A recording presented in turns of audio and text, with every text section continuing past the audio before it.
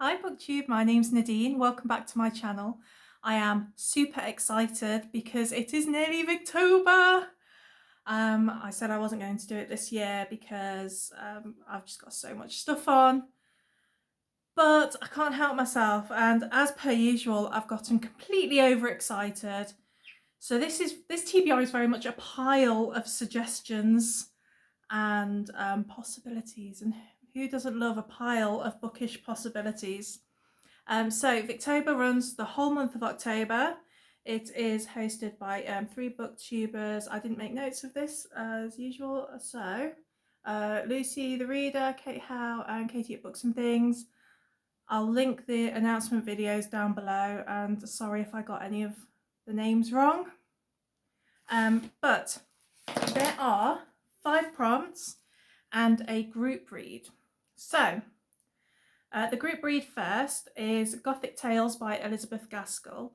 I've bought this on my Kindle so I can follow along with that. I've actually wanted to get to that for a few years because I love Elizabeth Gaskell and I love Gothic Tales, so that should be a winner. So, prompt number 1, read a Victorian sensation novel. So, I went rooting through my shelves and I have found a Wilkie Collins novel, Basil. And let's have a look what it's about because I can't remember. In Basil's secret and unconsummated marriage to Margaret Sherwin, the linen draper's sexually precocious daughter, and the consequent shocks and horrors of betrayal, insanity and death, Collins reveals the bustling commercial London of the first half of the 19th century, wreaking its vengeance on a still powerful aristocratic world.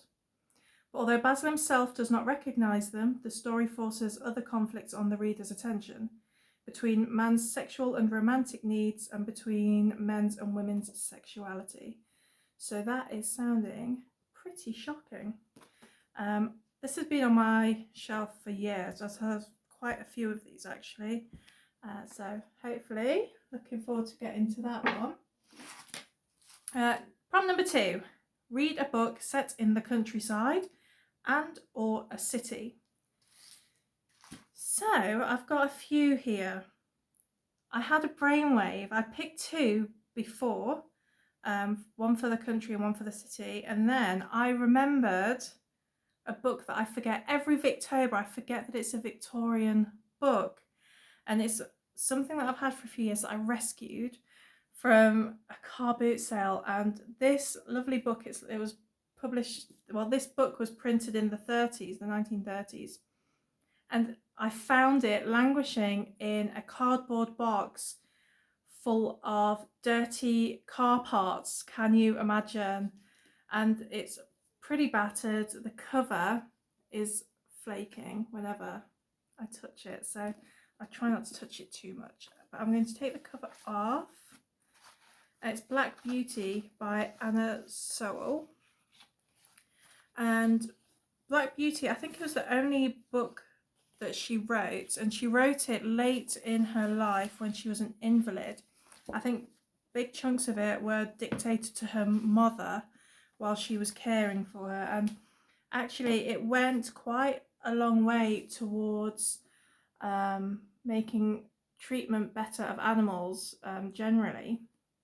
I believe it led to some legislation regarding how horses in particular could be treated. So in terms of, animal cruelty and the prevention of, I think it's quite an important book. But yeah, Black Beauty, and this would cover both the city and the country. I believe it starts off in the countryside at a farm, but then later in the novel, I believe Beauty ends up working as a taxi horse. That'll do. She's a taxi horse. She. Oh god, I don't know what I'm talking about. Anyway, Black Beauty would work to cover city and the country, but I had some other books as well because, as I said, I'm completely overexcited. And so I've got one here that is not just one city, but it's 2 cities, and it's called A Tale of Two Cities by Charles Dickens. I have this nice edition here. I have no idea what it's about actually, other than I think it takes place in London and Paris. I don't know. I don't know. I'm assuming there's going to be themes of class struggles, maybe industry, that sort of thing. We'll see. And what else did I have? I'm so organised. Oh, yes. I bought this specially. Because, you know, it's the Halloween month, and so I wanted something a bit gothic as well. So I bought Sheridan Le Fanu's Uncle Silas, which takes place in the country. So Uncle Silas is an intriguing novel of deception. Its narrator, a young Victorian girl orphaned and left in the care of her sinister uncle, tells a highly charged story of intimidation, criminality, and violence. Her uncle is assisted by a boorish son and a grotesque French governess in his attempts to seize his ward's fortune. So yeah, that sounds like fun.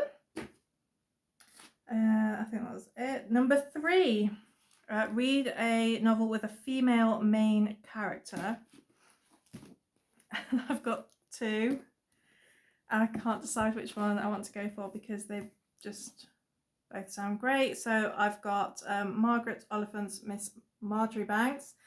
I realised earlier before I started this that I didn't know what it was about, and I read the back and it sounds amazing. Like, I love it already.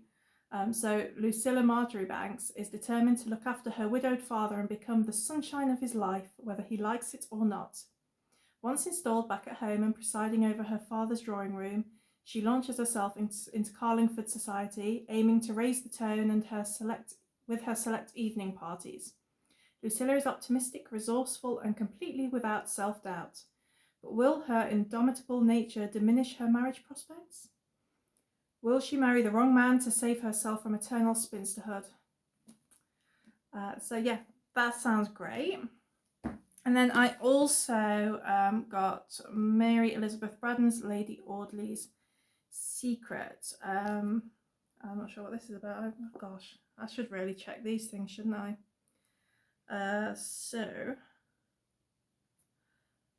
So Lady Audley's Secret subtly undermined the Victorian myth that female self-assertion was a form of insanity. Those crazy women. At the same time, it established the prolific Mary Elizabeth Braddon, blah, blah, blah. So, flouting the Victorian convention of the blue-eyed wax doll heroine, Braddon presented a sexually attractive woman with great depth and complexity of character. A woman, as one contemporary critic put it, high-strung, full of passion, purpose, and movement, very liable to error. So it's not actually going to tell me what happens in the story on the back here, but she sounds awesome, and like I want to go and hang out with her, so we will do that. Number 4, read a popular Victorian book you haven't read yet. So I have written down here The Heir of Redcliffe by Charlotte Young, which I have on the Kindle, I assume, because I got all these books before my video, and it's not in front of me, so that'll be on the Kindle. And I don't know what it's about because I haven't read it before. And number 5, read aloud or have it read aloud to you. I wanted to have something that I've already read for this because I don't want to miss anything. And I tend to, if I'm listening to something, it's only like half, it's only with half of my brains, which, let's face it, that's half of anybody's normal brains anyway. So it's like a quarter brain, really. So I'm going for Sherlock Holmes. I read all of the Sherlock Holmes books back in my early 20s, and I've read them a few times since then. So I'm pretty familiar with the stories. So I thought that would be awesome to listen to. And that is that. I do have other books here for some reason. I've got loads of other books here. Why have I done that? Okay, so I might, if the mood takes me, go for some of these as well because I've put them all in the pile. So by George Eliot, Adam Bede, Robert Louis Stevenson's South Sea Tales. I've read a few of these in the past and I've always meant to get back to them. Robert Louis Stevenson in the 1890s, he left England, well, he left the UK, went to Samoa and settled there, and he wrote these stories which were sort of anti-colonial stories, which was at the time very naughty, really. So yeah, I wanted to get to those, and they're just beautifully written. And then Jude the Obscure by Thomas Hardy. I wanted to read Far from the Madding Crowd because I had that lovely edition, but I can't actually find it. It'll be on the shelf somewhere, you know.